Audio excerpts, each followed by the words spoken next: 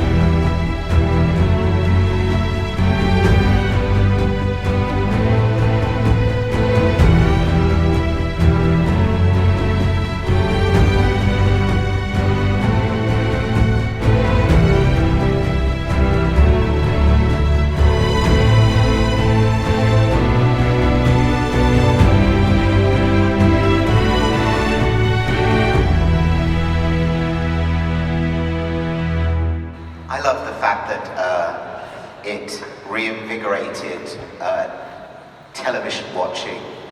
And the genius of George R.R. Martin's creation is that he created a world full of characters that every single one of us, even the psychopaths out there, could relate to. And obviously I don't mean that, but I do. But for the very first time, there was a show where you really couldn't predict what was going to happen from 1 minute to the next. And that emotional investment and that emotional roller coaster, I think, was so overwhelmingly compelling that it made people want to watch. They wanted to know what was going to happen, not next week, or they wanted to know as soon as it came out. That's why at a time when everyone was streaming their TV shows and binge watching box sets, they created a phenomenon where people had to watch it together in groups. And that was an amazing thing. That, I don't know if we'll ever have that again, but I remember being at friends' parties, being at conventions, and watching episodes with groups of people. There's nothing like it. It felt like being at the theatre. And those communal experiences are so profound. We need them so much, especially at a time when we all feel so fragmented and that we don't really understand each other anymore. There were the moment of complete communion, and we all came together, whoever we loved in the show, whoever we hated in the show, and we all needed to know what the story was going to do next. And I'm sure that is the reason why we couldn't stop watching it. Thank you so much. Thank you for coming back.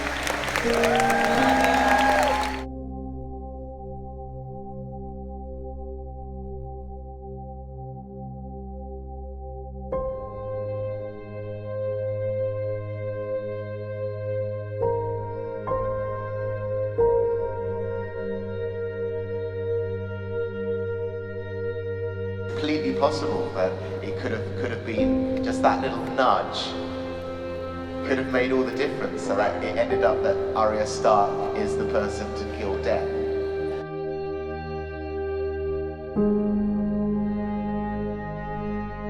Pit Summit, Season 7, Episode 7. That's a real sword. Oh, it's not. You can kill them with fire. You can kill them with dragon glass. This war is the only war that matters. The Great War, and it is here. Alright, let's get Lady Fire Snow and Baby Fire Snow as Daenerys and Queen Sansa up here.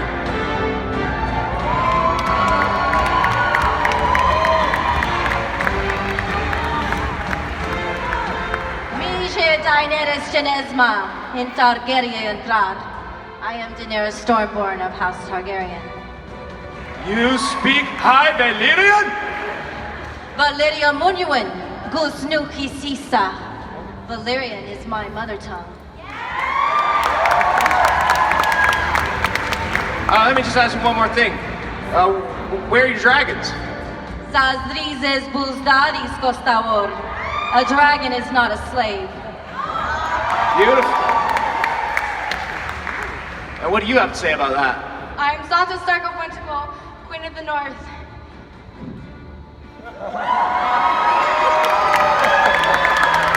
I think it bears mentioning that today is Queen Sansa's birthday.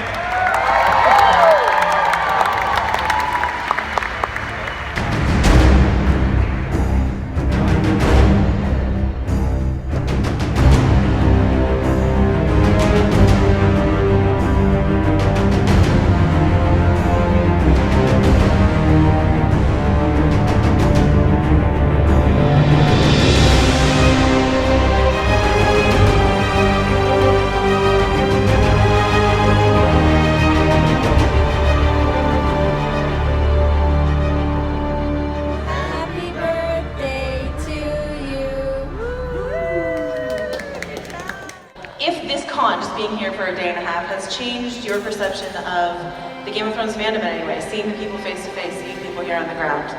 That thing about convention just for Game of Thrones. I thought, how many people would show up for that? And I mean, it's a lot. And it does. You're just grateful to be part of something, and it never ceases to amaze me how the show has traveled and how it's touched not just us who made the show, but so many people around the world, and it really is a privilege, and it's something that's out of our control in a good way, because it's I mentioned that yesterday, but I think at the core, as human beings, we need each other. We need to come together, and for anything that brings us together like this, it's a real positive thing, and a wonderful thing. And I'm just thrilled to be here. I wanted to ask you about a scene that a lot of people name as their favorite of the last season, is the knighting of Bran.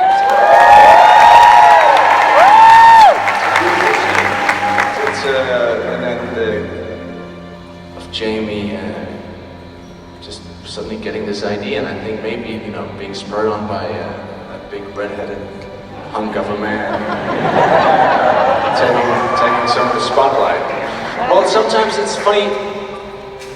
I was just reading this book about, it's a whole different thing. I have to apologize, I have a tendency of going off track. I'll come back.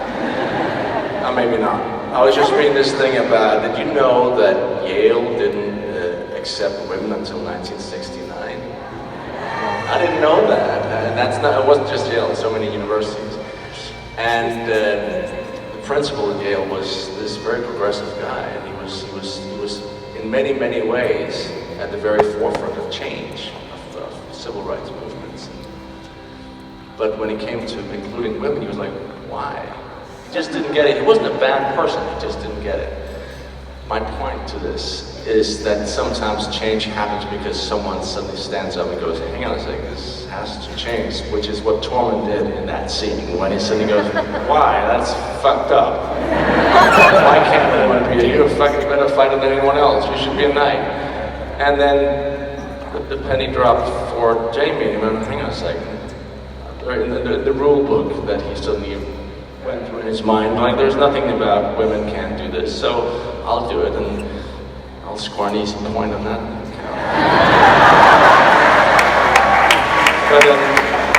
But it is a beautiful scene because it's obviously so much more than just her being, included as one of the gang, but it's also, that's when he gives her the armor and the sword, and it's a declaration of love. Yeah, I like to call David Nutter an emotional assassin because I've talked to a lot of Game of Thrones actors who say sort of right before camera rolls, he walks up and he'll say something, and then they'll just start crying and he goes, okay, action. Did he say anything to you when filming this scene that you were like, Jesus, David, where did that come from? Why? No, he just gives me water all the time. But no, he never said anything disturbing to me. What did he say to I'm curious. Well, I feel left out. When Sophie Turner had to film the scene where she's looking at Theon on the pyre, he was like, now he'll never know that how important he was to you, and blah, blah, blah. And Sophie Turner started crying, or... Sophie Turner was crying a lot last season. She would be like, oh, this is the last time I'm going to see that washroom. Did you watch the Last Watch documentary that came out? Yes. Yes. There's this great shot of you from the first table read. You've got long hair and backwards hats. By the way, I've never dyed my hair. It's just apparently there's someone been asking me, so why did you stop dyeing your hair? And I'm like, no, I never dyed my hair. It's just age. and we all did. Sorry, my phone was buzzing. My wife is trying to get in. Let me just see that she's not getting it wrong.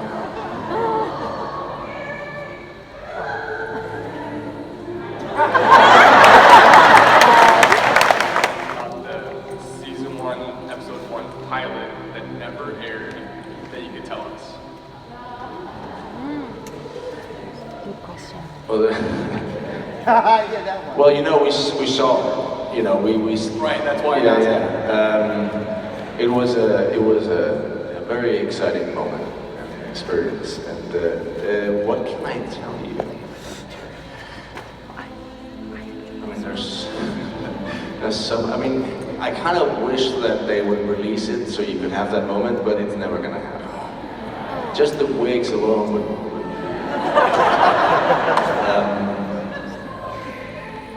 No, it's disturbing. There's disturbing scenes in there. I mean, yeah. The scene when I push Brian out the window, the one that's in that's disturbing. I'm so happy that's never to be seen by anyone.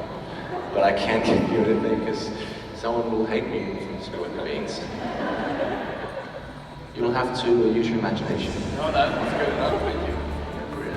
Let's talk about the end of that romance really quickly, the courtyard goodbye, which you tweeted out. Well, I have a secret. I can tell it now. Brian, you know that you see me right off when I leave the courtyard. We shot that at 1 a.m. and right when I leave frame, there was a big green screen at the end, so I had to turn left. It was the last shot of the night, and the horse fell. It just slipped. So I went down like it was brutal. So you had all the producers, everyone just running like because they heard it and then they just saw this horse come out like. And he was ready to go home, and suddenly this happened. One of the main actors might have broken his neck or something. He was like, I thought he was having a heart attack. Like, oh my God, Dennis, oh, are you all right? Oh, Jesus Christ, oh my God, oh my God. I mean, they call like, no, I'm good. Is the horse okay? No, oh my God. But how did you want it to end? There's a lot of people. That's a different panel. No, just very, very briefly, just one sentence. How should it end? Okay, well, briefly, I don't think that their relationship should have gotten physical. I feel like their relationship was in a deeper, more like familial bond. More like brotherly The reason I asked that question was I was kind of setting you up for that response because I think that's I'm not going to go into the whole thing, but the whole, I just love the whole online thing, petition, let's change it. And I was just thinking, yeah, it's great, we'll change it, HBO will fund it, if just those 1.5 million people can agree on what they want. Standing in a crowded room, but it feels so empty. I'm haunted by